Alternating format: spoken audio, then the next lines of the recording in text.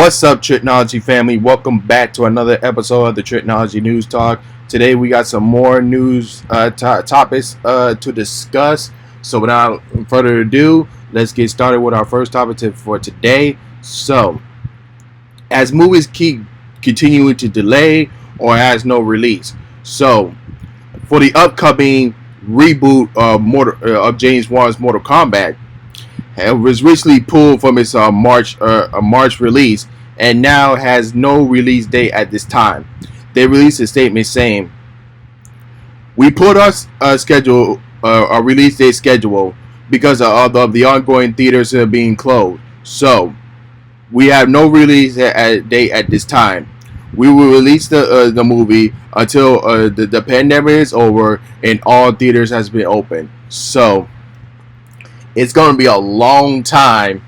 It depends on how soon we can get this vaccine and how soon and then will the pandemic be over and all the things going to be over. So I have two predictions in mind for that. So it can either be open by summer of 2021 or 2022. So that's my two predictions for their new release date. But we have to see how this coming months and next year goes as far as the pandemic and also movie theaters is concerned. But moving on to our next topic. So it is that we finally have someone who's going to be headlining the next year's Super Bowl in Tampa, and it will be The Weeknd.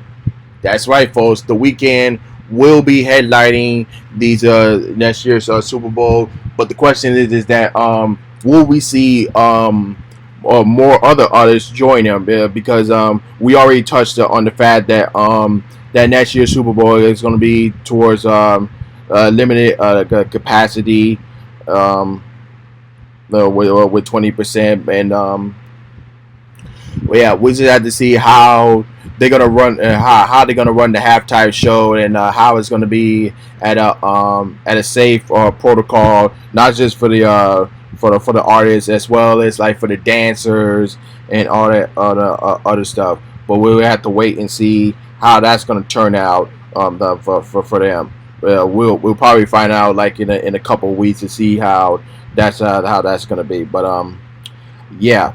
But anyways, the Weeknd's gonna be headlining next year's Super Bowl. I can't wait to see what he has in store for us in the coming as we get closer to February in the Super Bowl. But moving on to our next topic, that will be for Wrestlemania 37. Now we already discussed that that it's been moved from being held in the South Fly Stadium from Inglewood, Los Angeles area in California, because no large events is going to be happening in California anytime soon until the government says they're going to allow that to happen, or like when the pandemic is over. So, well, we already touched bases that that is going to be in Raymond James Stadium in Tampa to fix up what happened for this year because of the pandemic, that being at the Performance Center. So next year it's going to be make up for that, to have the next year's Super Bowl at the Raymond James Stadium in Tampa, Florida. Now, other news sources say that they might change their scheduled date. So the officials are possibly moving the date.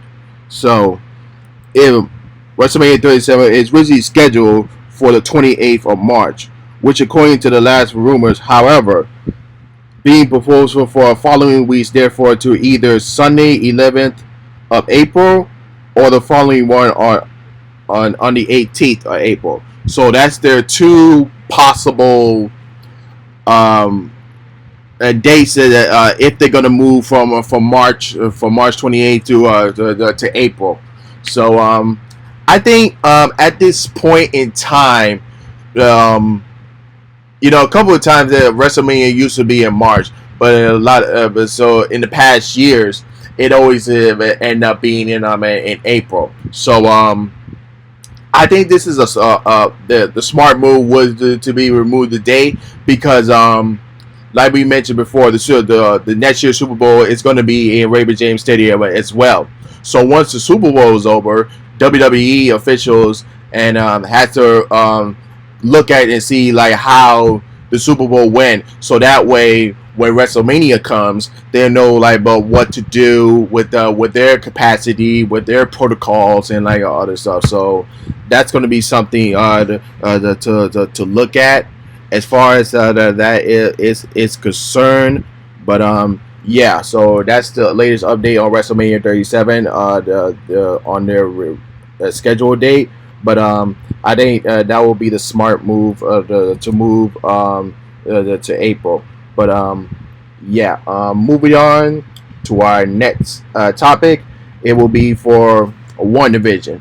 So we can officially say that for the first time since 2008, that there will be no Marvel, excuse me, let me say MCU projects and since 2008, and everywhere with Black Widow being moved, the Eternals being moved, the ship schedules being moved, and all that other stuff. So yeah, there's no MCU this year for 2020, and it kind of sucks that the Corona has messed up our time because we always be anticipating to see another MCU project, but we're just gonna have to wait till to January.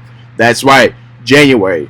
And back to WandaVision. So the MCU and Disney report that said that WandaVision will premiere in January on Disney Plus.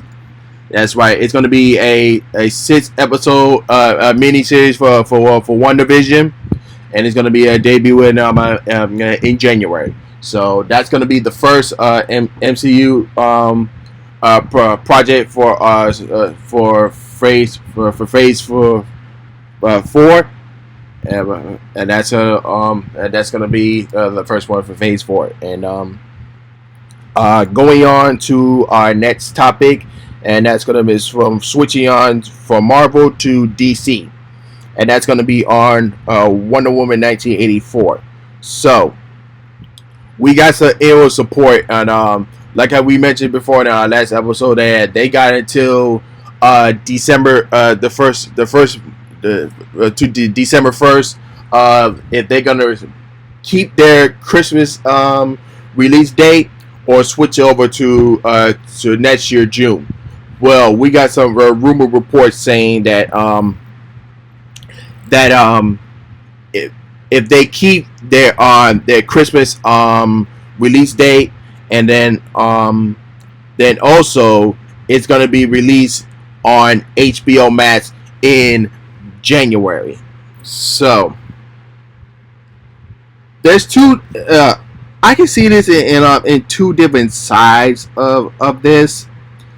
Yes, so we already know that certain movie studio companies some are losing money because they got a lot of big expensive movies on their table, and on the table because they don't want to risk it because putting these movies out because it's not going to make enough in the box office as they want it to be. But you got to look at the obvious facts of what can they do and what kind of options at this point, because we already getting Disney Pixar Soul on Disney Plus and on this stuff. So this is gonna go either ways. So that would be great if they stick with their Christmas release day, and then soon after releasing it on HBO Max. Because back to our early episodes, we talk about Warner Brothers try to do a deal like what Universal is doing with their movies with a 7-day window at AMC. So Warner Brothers looking at AMC as well, and also Cinemark as well, doing the same thing. But we'll just have to wait and see what's there that's going to be. But and then they released this on HBO Max. This could be a test to see how many viewers going to be watching it, because they're already having the Snyder Cut of the Justice League next year. So this could be a test to see like how many viewers that they're gonna get. But back to the other option, if they delay it to June, then they might have a better chance of getting more money in the box office. So, like I said before, this could happen two different ways. So it's just a matter of time to see what's their decision going to be with Wonder Woman 1984 and what they're going to do about it. But another movie has no release date, and that's Michael B. Jordan's Without Remorse. Now, in the early reports, they said Without Remorse is it's distributed by Paramount Pictures, but Amazon Studios eventually try to buy the movie and release it on Amazon Prime Video.